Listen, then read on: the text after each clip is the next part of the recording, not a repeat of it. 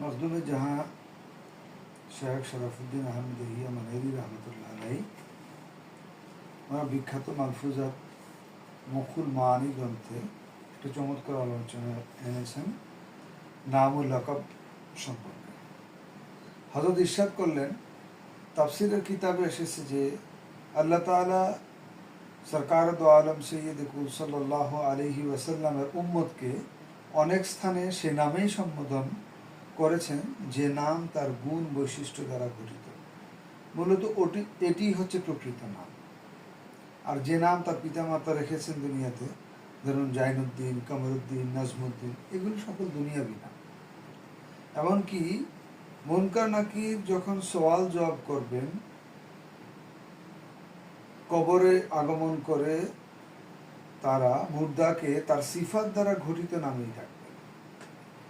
আনুগত্যশীল বান্দাকে ইয়া মতিউ, আর ফাসিক ব্যক্তিকে ইয়া ফাসিক বলে ডাকবে। একইভাবে যে ব্যক্তি দুনিয়াতে সাহেবে তাওয়াক্কুল ছিল, অর্থাৎ আল্লাহর প্রতি ভরসাকারী ছিল, তাকে মোতাওয়াক্কিল বলে ডাকবে। যে ব্যক্তি তাকওয়া অর্জনকারী ছিল, ফরজগার ছিল, তাকে মুত্তাকি বলে ডাকবে।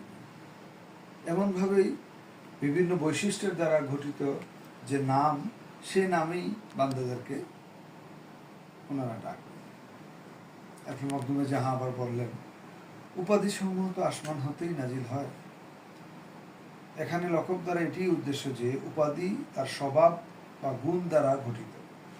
বুজুর্গানে দিন বলেছেন যে নামের পরিবর্তে কাজই ধরত। সুবহানাল্লাহ।